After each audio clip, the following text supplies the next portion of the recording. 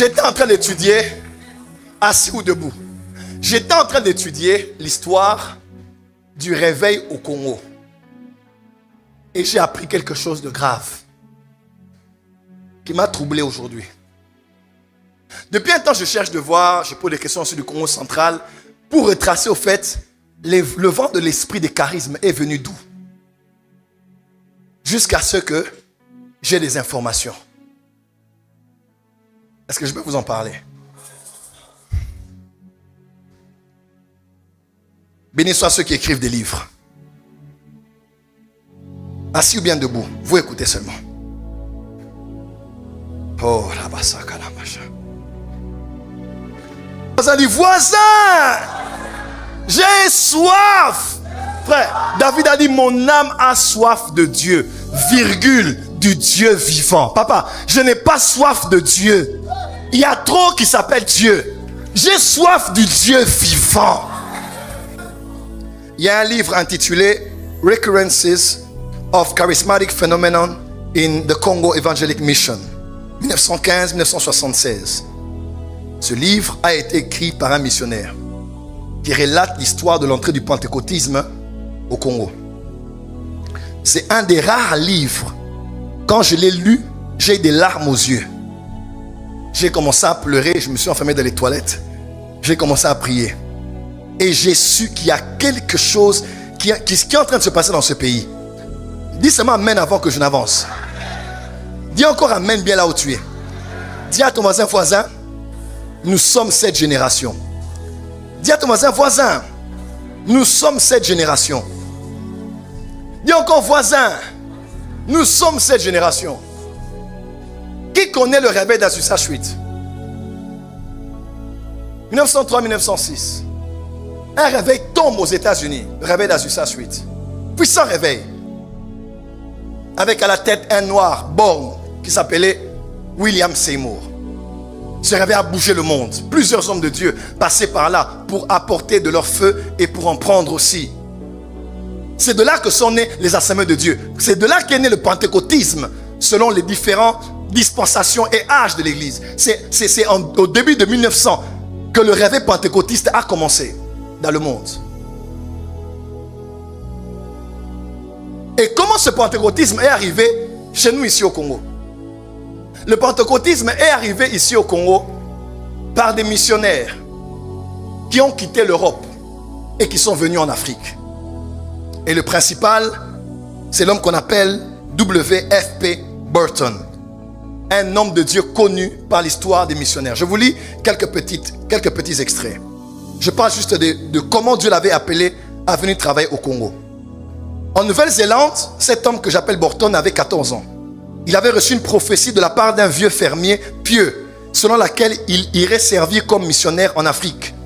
Cette prophétie semble confirmer la première donnée par un ancien esclave américain lorsque Burton n'avait que 6 ans. Conformément au témoignage d'un autre et de 2 autres, en outre, en 1914, dans une vision nocturne en Angleterre, Burton lui-même vit une personne l'appelée en Afrique, arrivé à Durban, parce qu'il avait quitté l'Angleterre pour aller à Durban. Alors pourquoi a-t-il quitté l'Angleterre? Parce qu'il avait été impacté par des gens qui avaient été impactés par le réveil d'Azusa Street. Et de manière étrange, même quand il était petit, on prophétisait pour lui qu'on l'enverrait en Afrique. Des confirmations. Frère, j'aime quand Dieu a des desseins sur la terre. Dieu est un Dieu de mise en place terminée. Dieu parle à un homme qui s'appelle Burton. Il le parle de son appel depuis qu'il était petit, confirmant son appel par plusieurs serviteurs de Dieu. Et quand il est impacté par le feu d'Azusa Street, il quitte l'Angleterre, on l'envoie en Afrique du Sud. Il arrive en Afrique du Sud, il voit d'autres missionnaires qui étaient là. Et un noir, quand il voit le noir, il se rappelle que ce noir-là, il l'avait vu en Angleterre et ce noir-là l'appelait de venir en Afrique. Frère, Jésus revient bientôt. La vie, ce n'est pas que le mariage. Papa, Dieu prépare le retour de son fils. Il faut que des hommes et des femmes répondent à l'appel de Dieu. Il est venu ici au Congo. À l'époque, c'était encore la propriété du roi belge. C'était la propriété de Léopold II. Jusqu'à ce qu'il donne cela à la Belgique, n'est-ce pas? Parce qu'il avait aussi des dettes. Avant, c'était à lui, c'était sa propriété. Après, il a cédé cela à tout le royaume parce que Il avait des dettes. Et c'est pendant cette période-là que tout ceci s'est passé. Burton est arrivé et ils ont décidé d'aller au Congo. Et pour aller au Congo, pendant qu'ils réfléchissaient et priaient, ils ont eu la direction d'aller dans un lieu qu'on appelait Mwanza. Et c'est précisément au Katanga. Parce qu'ils cherchaient là où planter des missions, là où les gens allaient commencer à évangéliser et à prêcher. Et c'est là, Marco Bradia Sovara. Quand ils arrivent là, ils ont une contestation de l'église catholique à l'époque, qui ne voulait pas, ils ont dit, il y a assez de missionnaires ici, on ne veut pas de vous ici. Et ils sont arrivés précisément dans un lieu qu'on appelle Malemankulu. C'est là qu'ils ont commencé à faire le travail. Est-ce que je peux avancer? Est-ce que je peux avancer? Est-ce que je peux avancer? Et c'est de ce missionnaire-là, manifestant la puissance de Dieu, manifestant la gloire de Dieu, dans un milieu où il y avait beaucoup de fétichisme. Les religieux présents négociaient avec le fétichisme. À vrai dire, Simon Kimbangu n'a pas été attaqué que par le pouvoir colonial, c'est par les religieux. Ça, c'est une autre histoire. Et c'est la vérité. On a fait de lui un indépendantiste pour prétendre que cet homme était un danger. Et pourtant, ce sont les gens qui étaient en paix avec ceux qui faisaient les fétiches, qui n'étaient pas d'accord que ces hommes-là viennent chasser ceux qui pratiquaient du fétichisme. Dis avec moi, Burton. Et c'est parmi ses disciples, les gens qui ont été touchés par l'évangile que lui il a prêché, qu'on a eu des hommes comme Kisonga Bweni Abele, que les gens connaissent comme Tata Abele. C'est lui le père spirituel de Baba Meshach. Cet homme-là opérait dans des miracles qui n'ont pas de nom. Le jour où Tata Abele est mort, quand il est mort, on l'a enterré. Il y a une famille qui avait mené un mort. Ils savaient que c'est un homme de miracle. Ils ont pris le corps, ils sont venus là. On a dit Abel est déjà mort, on l'a enterré. Ils ont pris Makabasso, je sens des choses dans moi. Il prend le corps, il dit non, on va poser le corps sur le tombeau. La personne a repris vie. Les gens allaient prier là-bas pour avoir l'onction. Tout le monde était guéri, tout le monde était libéré. Les paralytiques marchaient. On a même mis des militaires là-bas pour protéger ce lieu parce que ça devenait comme de la vénération des morts. Et pourtant, il y avait une telle puissance.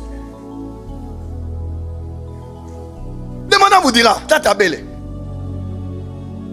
Dis à ton voisin voisin. Dis à ton voisin voisin. Dis à ton voisin voisin. Ça vient d'ici. Il y a un autre qu'on appelait Akish, le chasseur de Dieu. Le chasseur du Congo. Cet homme, oh my God, cet homme-là aussi, un autre homme de miracle. Ces hommes-là, ils arrivaient quelque part, il y avait un autre, quand il arrive quelque part, tous ceux qui ont des fétiches, les fétiches tombent. Donc si tu mets ça à l'intérieur, ici ou là, quand il entre quelque part, les fétiches tombaient. Et ce sont ces gens-là qui ont engendré les Baba Meshach de Kaboto. Dis à ton voisin voisin. Dis à ton voisin voisin. Le surnaturel dans l'église. Change de voisin, dis voisin. Le surnaturel dans l'église. Dis à ton voisin voisin. Nous voulons le surnaturel dans l'église. Je vous donne quelques témoignages. En 1924, Yolama, un habitant du village de Kamachi, non, Kamachi c'est le nom d'un lieu, dans la chefferie de Kabondo, prédit la conversion de plusieurs personnes qui se prosternaient devant des idoles en précisant que les idolâtres connaîtraient la lumière de l'évangile. Tous, ils ont été convertis. En 1938, Pete le Moussanfidi. Ça, c'est le nom que les Katangais connaissent. C'est des hommes mystérieux qui ont opéré dans la puissance des siècles à venir. On dit cet homme-là, qu'est-ce qu'il a fait? Cet homme-là, qui exerçait les dons de l'esprit, il a prédit que la sécheresse s'abattrait sur une partie du territoire Luba et qu'elle provoquerait une pénurie alimentaire. Peu après, il prédit la décolonisation de la résidence royale du chef de Kinkonja, du lieu appelé Muipata, à la colline près du lac Kisale. Hormis la prophétie sur la décolonisation de cette résidence, une autre prédiction annonçait que le village de Kimpamba serait lui aussi délocalisé de l'ancien lieu appelé Kikulu. et restitués à un nouvel endroit. Il a même donné la précision. Et ces hommes-là, quand ils entraient quelque part, la prophétie n'a pas commencé en 2024. Et c'est là que ça a commencé. Et tous ceux qui connaissent Tata Abele ou tous ces hommes-là de la race de Baba Meshach, ce sont les plus grands prophètes. Le prophète Joe Grace Moïse, il est le petit-fils de Baba Meshach. Parce que nous tous nous venons de là. Et c'est seulement à peine qu'on est en train de m'instruire par ma grande sœur quelque chose qui m'a choqué. Mon père a été un mélange de beaucoup. Et mon père, son père,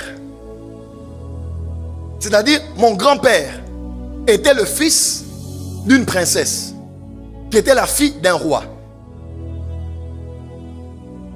D'où de Malemankoulou. Ce qui s'est passé de ma lignée s'est passé en fin 1800, début 1900. Donc de mes origines, nous venons de ces origines, de là où le pentecôtisme a commencé. De là où des grands prophètes ont commencé à prêcher. Frère, quand j'entends une chanson en Kiloubakat, je ne sais pas t'expliquer. Il y a quelque chose dans ce jour-là, ce dimanche, mettez seulement la musique. La spiritualité travaille en généalogie. Je n'aime pas ton amen ici. La spiritualité travaille en généalogie. Le Dieu de tes pères va être ton Dieu. Donc toi, tu vas au Canada, tu vas aux États-Unis, tu penses que ta vie c'est normal, tu fais tes choix. Non, il y a des choix que les dieux de ta famille ont fait. Avant que les enfants ne naissent, le Dieu de la famille avait dit, j'ai haï ceci, j'ai haï celui-là. C'était le Dieu de leur famille. Donc toi tu pars, tu rencontres Jésus, tu penses que ce n'est qu'un choix ordinaire. Non, c'est une lignée de prophètes, une lignée des hommes, des signes, des prodiges et des miracles, des hommes qui amènent le feu et qui défient la puissance des ténèbres. Et nous y sommes.